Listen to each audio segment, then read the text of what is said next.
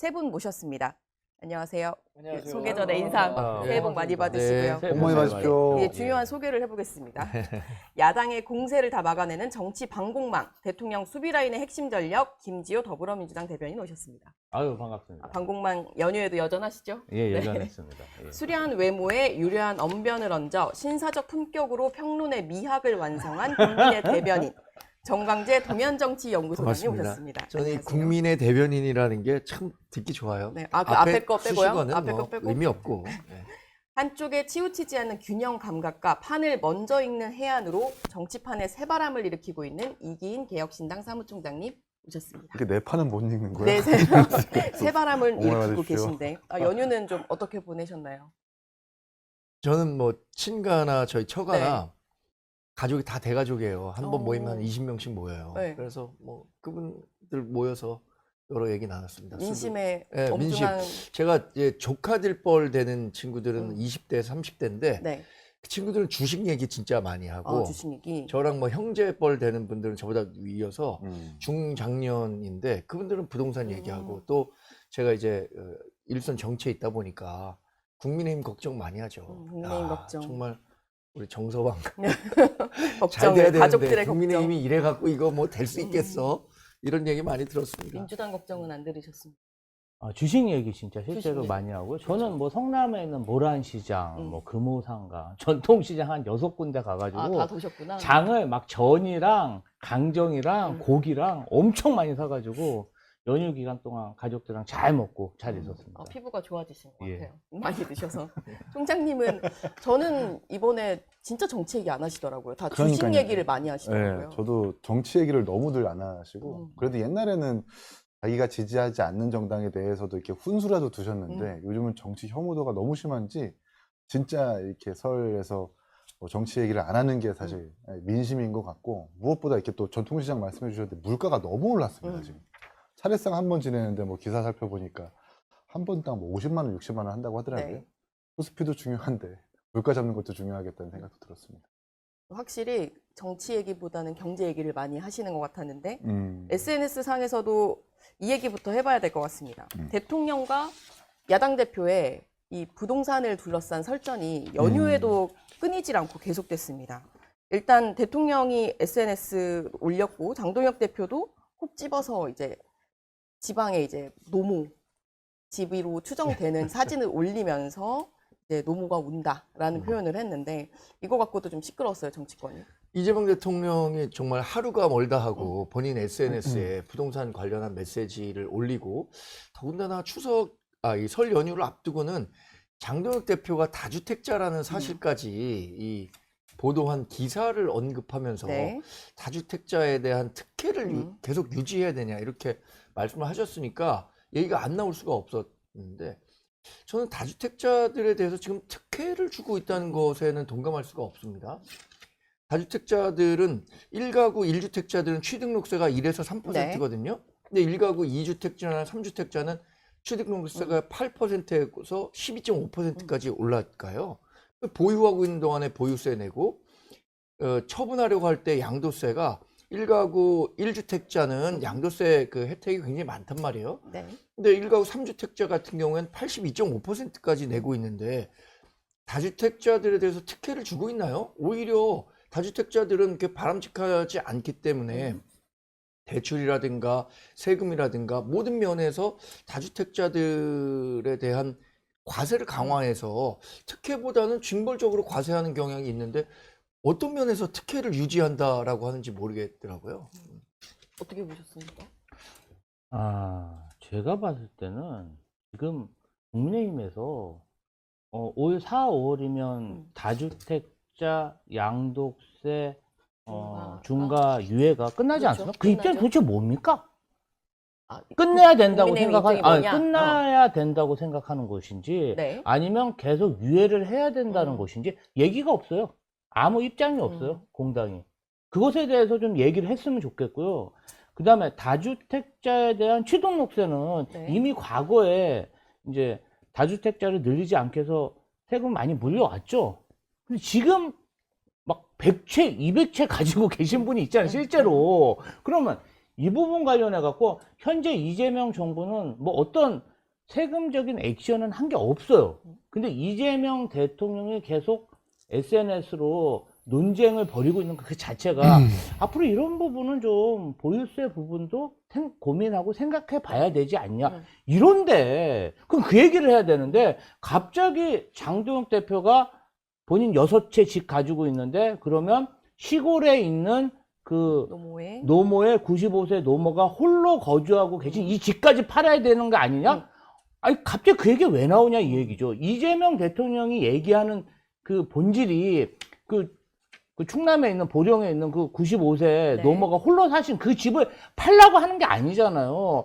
서울, 수도권, 강남에 몰려있는 그런 어떤 부의 대물림의 수단, 기득권의 상징 이런 것에 대해서 뭔가 좀 제도적으로 세제 개혁을 해야 되지 않냐 이 얘기는 그 얘기를 해야 되는데 갑자기 그리고 저는 사실 그런 장동혁 대표의 정치적 반응도 좀 잘못됐다고 생각해요. 아니 95세 노모를 그렇게 홀로 저 아무리 봐도 그 집이 단열이 잘 안 될 것 같은데 어떻게 보면 노모 방임 같은 생각도 들고 좀 될 수 있으면 모시고 살았으면 좋겠습니다. 그 다주택이 대통령이 말한 그 다주택이 아니다라는 그렇죠. 본질이 아니다. 네. 개인적으로 조언 드리는 것은 그 네. 노인 방임 뭐 이런 문제는 취소하셨으면 좋겠다는 말씀을 살짝 좀 드리고요. 그러니까 야당 입장이 없었던 게 아니죠.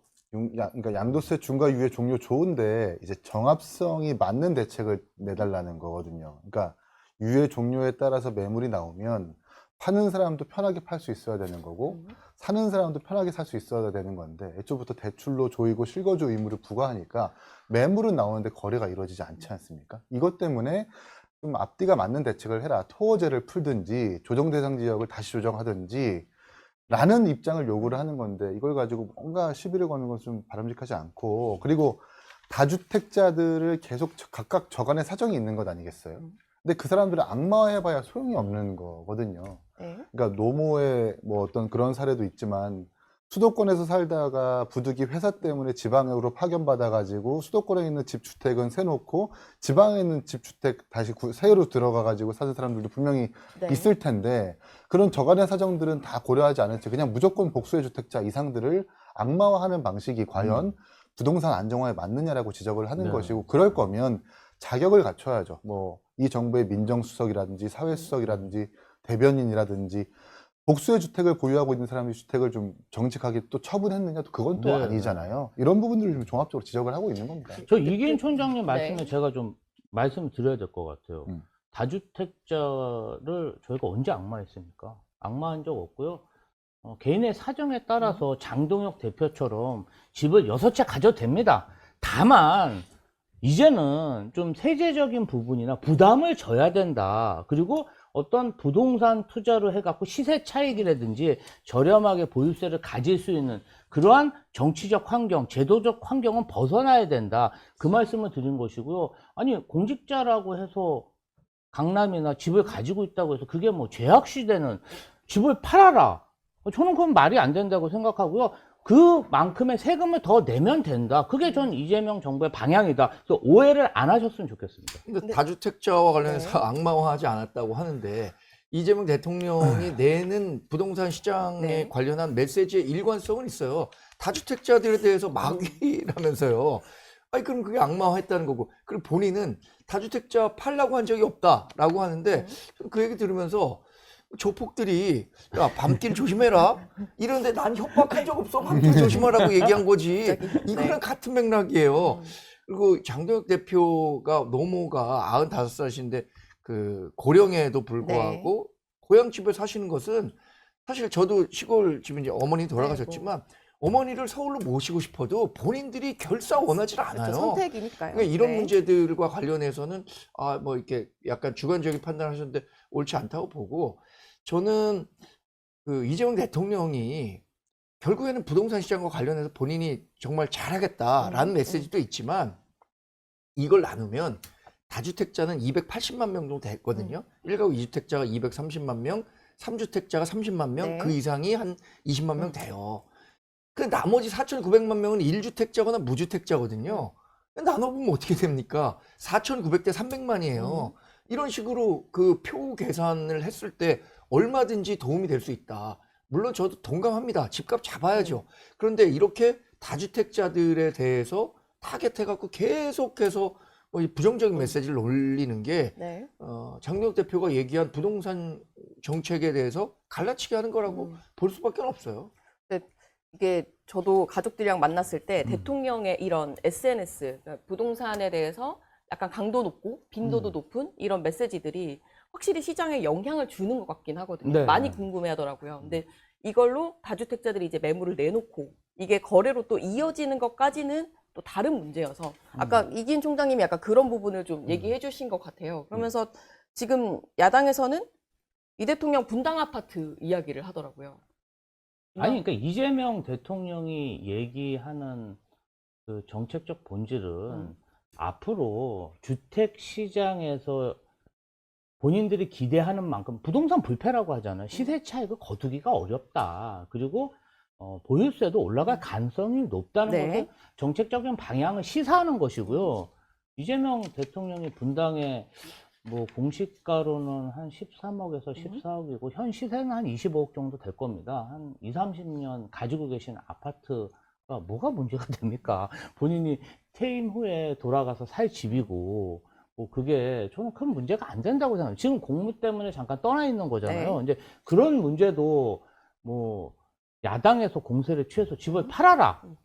아니 이재명 대통령의 어떤 정책적 시그널로 보면 이재명 대통령도 이제 보유세 뭐 150만 원, 200만 원 냈으면 300만 원, 400만 원, 500만 원 낼 수 있겠죠. 본인도 그 내면 어떤 된다. 정치적 시그널에 대해서 세금을 내면 되는 겁니다. 근데 그걸 가지고 왜 개인적으로 공격하는지 저는 좀 잘 이해가 안 갑니다. 그러니까 계양에도 새 들어 살고 분당도 보유하고 싶은 대통령의 욕망은 정상적이잖아요. 네. 그럼 국민들의 물론 임대사업자를 내 가지고 정말 집을 매출 삼아 장사하는 사람들은 뭐 소수의 규제가 필요하겠지만 아니 그분들의 어떤 그러한 욕망들 그리고 뭐 장동혁 대표 같은 경우에도 노모집뿐만 아니라 장인한테 상속받은 집에서 10분의 1 지분이 있고 저간의 사정이 있는 것들을 왜 인정을 안 하냐는 거예요. 주택을 보유하고 싶은. 네.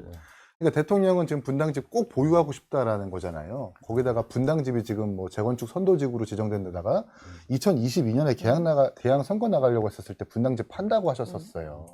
지금 실제로 내놨는데 보니까 그때 매매 거래가가 19억이었는데 26억에 내놓으셨단 말이에요. 애초부터 팔 생각이 없었던 거예요. 그만큼 집을 보유하고 싶고 비싼 집 시세 차익 얻고 싶은 사람의 욕망은 당연한 건데 왜 본인의 욕망은 타당하고 국민들이 생각하는 그 욕망은 부당하다고 생각하냐는 거예요. 아니 이기인 총장님 말씀하신 것에 대해서 그 욕망 자체가 나쁘다고 보는 게 아니고 그러면 그러한 사회 체계를 계속 유지해야 되냐에 대해서 정책적 화두를 던지는 거죠. 그러면 앞으로 분당 아파트든 수도권 아파트 90억, 100억, 150억, 200억 이렇게 가야 되는 세상이 우리 청년층, 젊은 층이 정말 결혼도 못하고 출산도 포기하는 이 사회적 구조로 봤을 때 이거 뭐 폭탄 돌리기 아니냐. 일본의 사례를 보면은 이거 정말 경기가 나빠지면은 사회에 큰 부담이 주니 이제는 다시 한번 생각해보자. 욕망 자체를 비난해봐야 뭐합니까? 그렇게 해서 여태까지 3, 40년간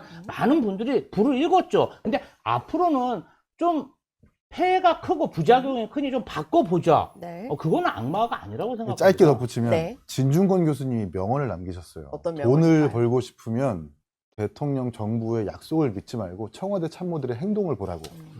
아니 강유정 대변인도 반포 아파트와 용인 아파트에서 용인 아파트 처분하고 반포 아파트 보유하고 대통령도 분당집 안 팔잖아요. 그러니까 고가의 주택을 탓하고 지적하기 이전에 본인들이 꼭 보유하고 싶어가지고 가격이 떨어지고 싶지 않은 그 욕망 자체를 국민들도 똑같이 생각해달라고 말씀을 드리고 싶은 겁니다. 그리고 그 이재명 대통령이 갖고 있는 분당의 집이 실거주용이라고 보기는 어렵다고 봐요, 저는. 지금 현재. 그럼요. 당연히 퇴임 후에도 그 아파트에 가서 살겠다라고 생각하시는 것 같은데 실제로 그럴까요? 그 2030년에 퇴임하면 당시에 재건축이 돼갖고 입주도 불가능하다면서요. 그리고 역대 대통령 경호 문제로 인해서 사저를 마련하는 데서 사저 비용은 개인이 되지만 경호동을 뭐 6, 70억씩 지원하면서까지 그 정부가 짓게 됩니다. 네. 그러면 결국에는 아파트에 거주할 수 없게 된다는 건데 지금 뭐 이재명 대통령은 비거주 1주택자들에 대해서도 그거 규제하겠다라고 했었거든요.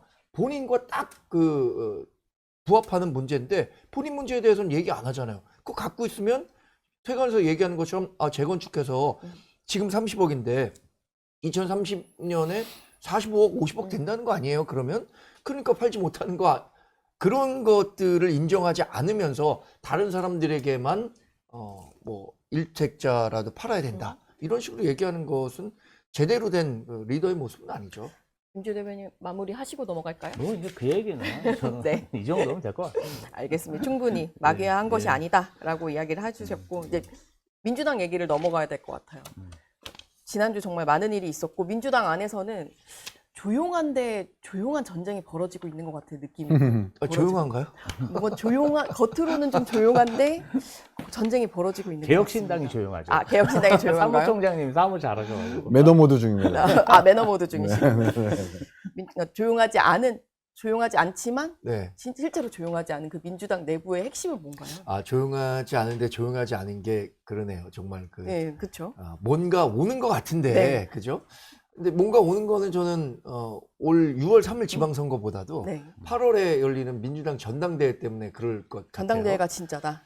그러면서 실제 그 민주당의 당내 역학관계를 바꿀 수 있는 일들이 계속해서 일어나고 있어요. 일단 정청래 민주당 대표랑 친명계 의원들 간에 갈등이 있었고 네, 여기에 뜻밖의 이 송영길 전 의원이 맞습니다. 2심 무죄를 받아오면서 개항 의뢰 출마를 하겠다라는 그렇죠. 의지를 거의 사실상 밝힌 거라고 의지가 보거든요. 강하시더라고요. 그러면 송영길 전 의원이 개항 의뢰 나왔을 때 음. 과연 민주당은 개항 의뢰 공천을 줄 것인가? 네, 그리고 개항 의뢰 공천을 받는다면 송영길 의원의 정치력을 봤을 때 또 해당 지역의 정치적 성향을 봤을 때 당연히 그 등원을 하게 되는데 네, 송영길 의원이 등원했었을 때 민주당 내 역학관계 또 어떻게 변하느냐 이런 것 때문에 민주당이 뭔가 쓰나미를 앞두고 있는 상황 그걸 뭐 표현하신 것 그렇죠. 같아요. 일단 뭐 복당 후 검토도 하는 것 같고 그리고 그 전에 대통령 최측근인 김남준 청와대 대변인 출마 이야기도 있었던 터라 뭘 봐야 됩니까? 지금 이제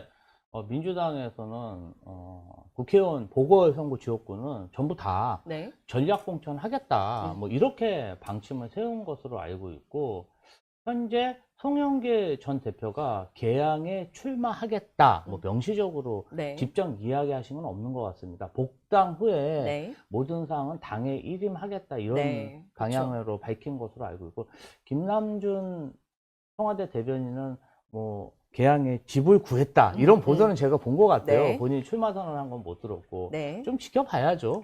지켜봐야 된다. 근데 지켜봐야 아까 된다. 얘기한 것처럼 네, 밤길 조심하라 이렇게 얘기하는데 지켜봐야 왜 된다는데요? 그 뜻을 이해하지 못하고 있는지 모르겠네. 개항 의뢰 아니 김지호 대변인처럼 이렇게 당 활동 열심히 네. 하면서 진짜 민주당을 위해서 방공망 역할을 하는 사람은 네, 여기서 방공망. 이렇게 방송하고 있는데 네. 김남준 대변인이나 김현지 씨 같은 경우에는 그렇게 뭔가 대통령 주변 곁에서 득세하는 것이 맞는가라는 생각도 가끔 들고요. 근데 득세하면 안 되나요? 득세하면 안 되지. 실력이 좋아갖고 득세하는 노력하는 거지? 만큼 보상을 아니, 또 받아야죠. 속마음은 다를 수도 안 있어요. 보이는 노력이 있는 들어봐야 거죠. 돼요. 안 보이는 속마음을. 노력. 예, 저는 어쨌든 송영길 대표 같은 네. 경우에는 개항에 공천을 할 수가 없다고 좀 보는 게 이제 뭔가 이재명 대통령이 오면서 그 지역구를 내준다라는 느낌보다는 그때 서울시장 출마하겠다고 아마 비켜줬을 겁니다. 네. 그러니까 이제 본인 개인적인 동기가 강했기 때문에 그걸 가지고 이 송영길 씨한테 다시 한번 개항을 뭔가 따놓은 당상인 것처럼 네. 준다라는 것은 아마 별로 이해가 안 가고 어쨌든 지금 집권 여당의 가장 큰 문제라고 하는 것이 정말 국회의원 중에 친명이라고 부를 수 있는 사람들이 많이 없기 때문에 물론 네. 뭐 다 친명이라고 본인들은 얘기하지만 대통령과 정말 내적 소통이 가능하면서도 집권 여당에서 메시지를 내는 사람이 많이 없기 때문에 김남준 대변인 같은 사람 전략 공천 해가지고 자기 사람 한번 만들겠다는 의도가 뻔히 보이는 것 같아요. 근데 바람직한 결정은 아니죠. 네. 송영길 전 의원에 대해서 개항 의뢰 공천을 다시 주는 거. 그런데 민주당은 그 바람직하지 않은 결정도 그냥 기꺼이 할 것 같아요. 정청래 대표가 그런 네. 결정을 할까요? 왜냐하면 지금 뭐 개인적인 목적으로 송영길 전 의원이 서울시장 선거에 나왔다고 하는데 그때 4.7 그 지방선거 재보궐이 네. 굉장히 어려웠어요. 사실 민주당 누가 나와도 오세훈 시장 이기기가 어려운 상황에서 나왔었는데 그때는 재보궐 선거는 아니죠. 6월 22일, 6월 22일이니까. 6월 2일이니까. 근데 이재명 대통령이 등원을 하는데 결정적으로 영향을 준 거예요. 이재명 대통령 제가 판단했을 때 가장 본인을 대통령에 만든 그 첫 번째 인물 윤석열 전 대통령. 그가 가장 공이 크죠. 두 번째가 송영길 전 의원이에요. 송영길 전 의원이 그때 당시에 서울시장 선거 나가고 그 자리 지켰잖아요. 네. 이재명 대통령 지금 적어도 감옥은 아니더라도 정치 생명 끝나 있을 겁니다. 이런 정도의 그 정치적 그 뭐랄까 은혜라고 생각했을 때, 야 이걸 김남준 대변인에게 준다라고 한다면 또 그것도 다른 시그널을 줄 것 같아요. 내부에서 고민을 좀 할 수밖에 없을 거다.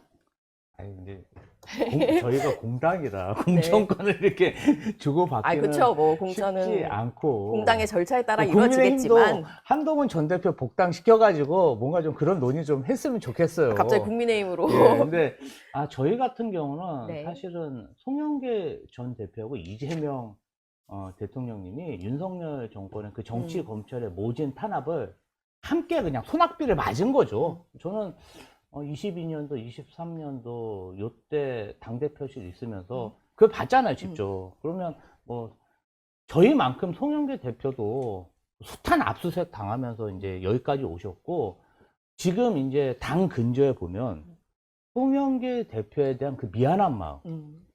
있어요. 그러니까 이게 뭐냐면 그때 이제 탈당을 하고 수사를 받는데 누구 하나 뭐 이렇게 이분을 챙겨드리거나 당 차원에서 보호를 못했어요. 근데 분위기가 또 더 예, 그랬었나요? 그리고 왜냐하면 또 국회의원 돈봉투 사건이 부각되면서 굉장히 그냥 알아서 살아 돌아오시라. 그리고 외면한 사람이 많았는데 이제 무죄를 받다 보니까 그 미안한 마음이 지지층뿐 아니라 민주당 지도자들도 너무 많은 거죠. 그래서 저는 복당이 빨리 진행이 되고 그다음에 이제 어떤 공직에 나서실까는 조금 고민을 해봐야죠. 왜냐하면 이 모양새도 굉장히 중요하지 않습니까? 김남준 대변인 같은 경우는 뭐 한참 후배고 네. 저희도 그래요. 송영길 대표님 한참 따라야 될 선배님이기 때문에 좀 예우를 갖춰서 서로 볼상사나운 모습은 보여야 되지 않기 때문에 잘 풀어나갈 수 있다고 저는 생각합니다. 알겠습니다.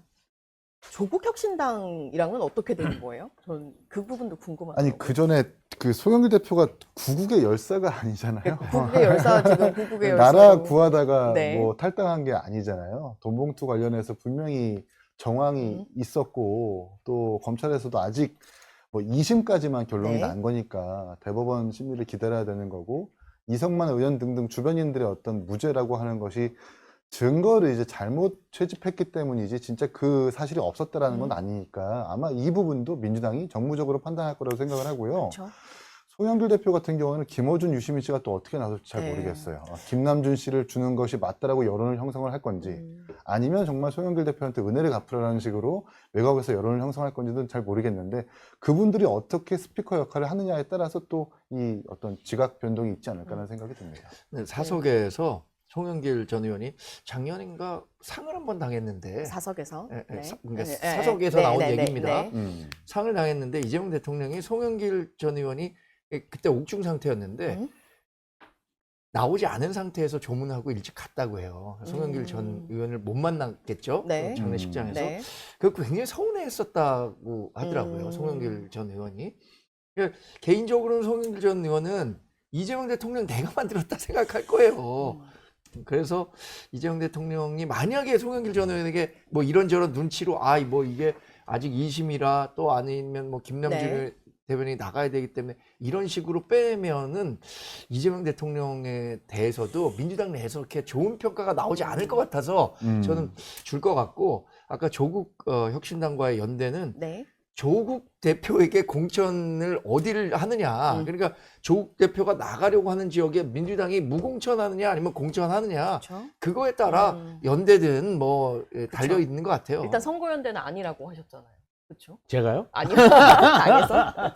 아직 뭐 구체적인 논의가 진행된 게 없고 통합 관련해서 어떤 기구를 만들기는 추진하기로 했는데 네. 이것도 양당 간의 어떤 오고 가는 이야기가 좀 핑크빛, 당원들도 좀 분위기가 좋고 네. 지도자들도 좀 서로 교류를 그쵸. 하면서 좋아야 되는데 지금 상황은 그쵸. 합당 논의가 중단된 이후부터 네.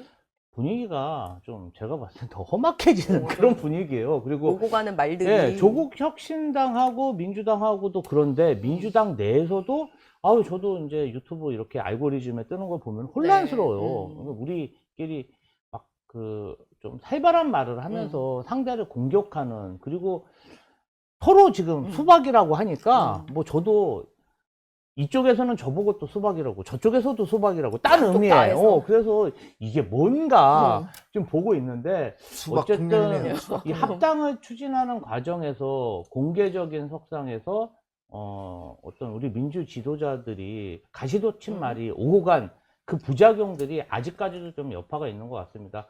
서울 용산 그 기차역에서 네. 정말 정청래 대표가 이현주 최고위원이랑 같이 막 손도 흔들고 굉장히 다정한 퍼포먼스를 보여주셨는데 조금 이 합당 관련해서 여진이 있기 때문에 뭔가 선거 연대는 아직 좀 시간이 걸리지 않을까 그렇게 보입니다. 선거 연대도 통합도 사실 그 정당 지지도가 낮은 야당 쪽에서 고려할 수 있는 정무적 선택 중에 하나인데 지금 민주당 입장에서는 대통령의 국정 지지율이 낮지 않은 상태에서 이대로 선거 치러도 사실 패배할 가능성은 적다고 보거든요. 근데 네. 굳이 조국 혁신당과 합당을 해가지고 뭔가 선거를 뒤흔들 만한 변수를 만들어야 되나라는 생각이 분명히 내부적으로 있을 거고 합당 과정에서 너무 이 단어들이 거친 단어들이 많이 오갔어요. 뭐 빨갱이라든지 아니면 뭐 사회권 선진국 같은 걸 가지고 정말 뭐 이념적으로 뭐 다르다라든지 아니면 뭐 정말 험한 말들이 많이 오갔잖아요. 좀 감정이 너무 상해버린 상태라서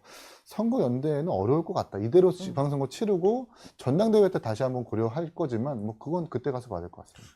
근데 설 연휴 때는 그래도 조금 싸우는 걸 예전에 같으면 좀 쉬어갖고 대통령도 그렇고 야당 대표랑도 그렇고 근데 이번은 선거를 앞둬서 그런 걸까요? 좀 유독 더 약간 서로 날 서 있는 듯한 느낌이 듭니다. 글쎄요, 저는 뭐 조국 대표가 손가락 혁명군 다시 꺼냈을 때, 네. 야, 민주당이나 이재명 대통령이나 진짜 기분 나쁘겠다라는 생각이 들더라고요. 근데 앞서 말씀드린 것처럼 조국 대표가 나가려고 하는 지역에 민주당이 어떻게 할 거예요, 정말? 어떻게 할 겁니까? 조국 대표가 어딜 나가시는지 아니, 그걸 뭐 나가려고 어느 알아야죠. 지역에 나갈 거 아닙니까? 어느 지역에라도 나갈 건데 지금 구체적으로 평택 을하고 전북 군산 같은 경우엔 민주당이 선거법 위반으로 본인들이 원인을 제공해서 재보궐선거가 이루어지기 때문에 2024년 당원당규 뭐 개정해갖고 그런 지역도 공천한다고는 하지만 그 이전에는 공천 안 한다 그랬었거든요. 그러니까 그런 지역은 조국혁신당이 지금 공천하지 말라라고 공개적으로 얘기하고 있잖아요.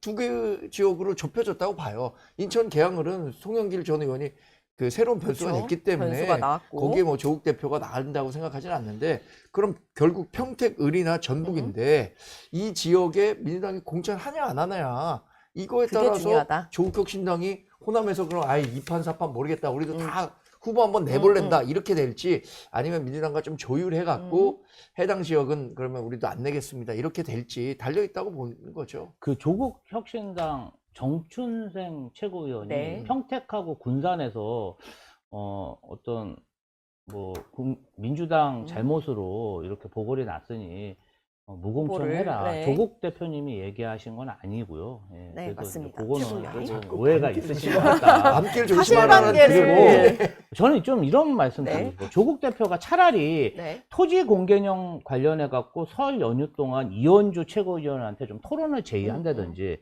가치에 대해서 네. 조국 혁신당의 DNA에 대해서 얘기했잖아요. 그랬으면 좋았을 텐데 최고위원이 갑자기 이제 뭐 거기 무공천해라 하니까 저희 당원 입장에서는 아니 공천하든 안 하든 우리 당의 사정인데 왜 합당도 안 한 조국 혁신당에서 공천하라 마라 지금 이 상황에, 이런 이 얘기를 하는 것 상황에. 자체가 이거는 좀 많이 나간 게 아닌가? 음. 또 이런 생각이 들고 두 번째로는 조국 대표님이 뭐 손가락 혁명군도 얘기했지만 제가 이제 연휴 전에 좀 콕 바뀌었던 얘기는 네. 어떤 게 바뀌었어요? 순혈 친명을 자처하는 자들이 있다. 이런 자들이 정말 순혈 친명 이외에는 모두 적으로 돌리는 것 같다.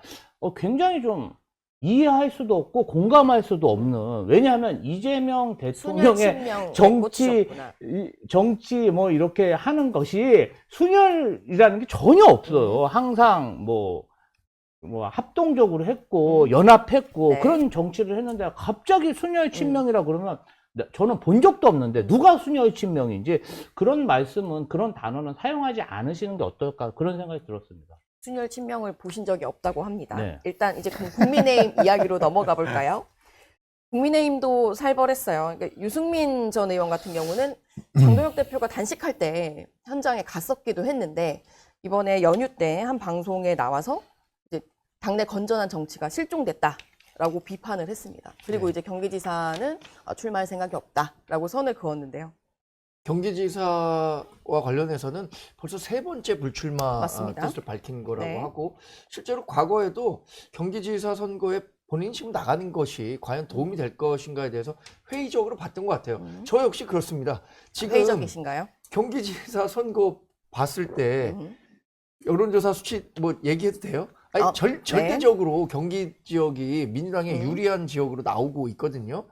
2022년에 비교적 할 만한 때는 못 나가게 바지가랑이를 잡고 늘어지더니 네. 지금 어려운 상황이 되니까 한번 나가보라라고 해서 국민의힘이 민다고 해서 이게 뭐 관청도 아니고 죽을 줄 알면서도 거기에 그냥 가기가 어려웠을 것 같아요. 그러니까 유승민 전 의원 입장에서는 지금 경기지사 나가라고 이렇게 막 군부를 떼고 지도부에서 얘기한다고 하더라도 그게 순수하게 본인을 위해서인지 아니면 정말 당 지도부 자기들의 체면치레를 위해서인지 네. 라는 부분에 대해서 판단할 수밖에 없다고 보는 거죠.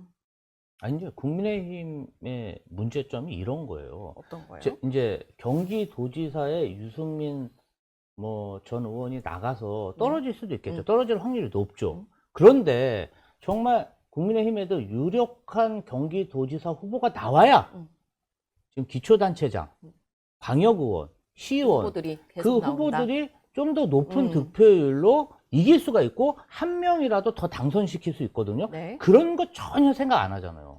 그러니까 선거가 왜 질 걸 아는데 왜 나갔냐 이러면 사실은 자신한테 좀 손해가 될 수 있죠. 그러면 당에 대해서 좀 헌신을 한다든지 선당 후사의 마음이 과거에 저는 국민의힘이 있었다고 생각하거든요. 근데 지금은 정말 그 유승민 의원 같은 경우는 주류로 활동한 의원조차도 내가 이거 왜 손해봐야 돼? 이제 이러한 생각이 굉장히 팽배해진 게 아닌가. 그러면 유승민 다음에 유력한 사람 누굽니까? 김은혜 의원이잖아요. 네. 안철수 의원이잖아요. 아무도 후보로 나갈 생각조차 안 한다는 것. 이것은 좀 국민의힘의 문제가 아닐까. 이런 생각이 김은혜, 너무- 안철수 얘기하는 거 보니까 분당에 네. 보궐선거에 네. 나가려고 했는데 갑자기 김은혜 의원 왜 갑자기 등장하셨어요. 나오십니까? 김은혜 의원가. 네. 성남 지역구라서 네. 성남에 있는 국회의원들 저격하시는 두 것 명이나 같은데 나와서 뭐 깜짝 일리가 놀랐네요. 있다고 생각하고요. 네. 저는 그래서 김은혜 의원이 나가야 된다고 생각을 해요. 저도 그래요.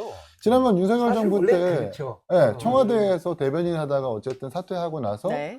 원래는 유승민 의원이 공천받고 경기도지사 출마하는 게 당연했었는데 갑자기 김은혜 의원이 나왔고 그 과정에서 이른바 친윤 그룹들이 당협위원장들을 위시해가지고 거의 뭐 유승민 의원의 선거운동을 못하게 했잖아요. 회방을 놨잖아요. 그래서 결국 김동연 도지사한테 패배를 했고요. 그러면 김은혜 의원이 결자 해지라고 본인이 다시 나가가지고 경기도지사 가져오겠다, 탈환하겠다는 의지를 다시 보여줘야 되는 건데 지금은 그런 게 없어요. 자기 자리만 지키려고 하는 거고. 아니 아무리 맛있는 맛집이라 하더라도 자영업 그 사장님과 종업원이 마구 싸우고 있으면 우리 들어가고 싶지가 않잖아요. 네. 마찬가지입니다. 지금 뭐 당의 배현진 상황이- 의원이든지 네. 뭐 당내 징계가 누가 옳고 그름을 떠나서 지방선거 예비후보 등록하고 이제 막 목전에 앞두고 있는데 서로 막 싸우고 있는 거잖아요. 그럼 어떤 유권자들이 표를 주고 싶어 하겠어요? 그리고 또 유승민 의원 같은 경우에도 내가 왜 이런 상황에서 선거를 나가야 된다라는 생각이 당연히 드는 거겠죠. 네. 실제로 좀 당내 그 싸움이 진정되지 않고 뭐 당명 개정한다, 쇄신안 한다고 하는데 장동혁 대표가 어떻게 갈지, 지방선거를 어떻게 치를지에 대해서 아직 많이 의문이 있는 것 같아요. 내일이 윤석열 전 대통령 1심 재판 결과가 네. 나오잖아요. 3월 1일에 당명 개정한다고 하고 한 10일 동안에 장동혁 대표가 어떤 스탠스를 보일지 저도 정말 궁금합니다. 내일 일단 고심을 당장, 하고 있다고 네, 하죠. 1심 결과가 상당한 중형을 받을 거라고 예상하거든요. 왜냐면 앞서 두 번의 재판이 모두 내란 혐의를 인정했기 때문에 네. 이 재판부가 내란과 관련해서 인정할 수밖에 없을 거예요. 법이라는 게 안정성이 있는 거니까. 그러면 내란과 관련해서는 사형 구형했는데 어쨌든 뭐 제일 낮은 게 무기 금고형이잖아요. 이런 정도의 형이 나왔을 때 장동혁 대표가 어떤 메시지를 낼까? 저는 상당히 전향적으로 낼 가능성도 지금 있다고 봐요. 전향적으로. 지난 뭡니까? 설 연휴 기간에 조선일보 인터뷰를 통해서 네. 본인 메시지 준비하고 있다라고 했으니까 네. 그걸 보고 진짜 6.3 지방선거를 어떻게 치르겠다라는 그 방향을 읽을 수 있지 아직까지 잘 모르겠습니다. 정말. 알겠습니다. 장동혁 대표가 어떤 모습으로 나올지 까지 봐야 될 것 같습니다. 오늘 정치 속풀이 설 민심 알아봤습니다. 정광재, 이기인, 김지호 세 분과 함께 알아봤습니다. 감사합니다. 감사합니다. 고맙습니다.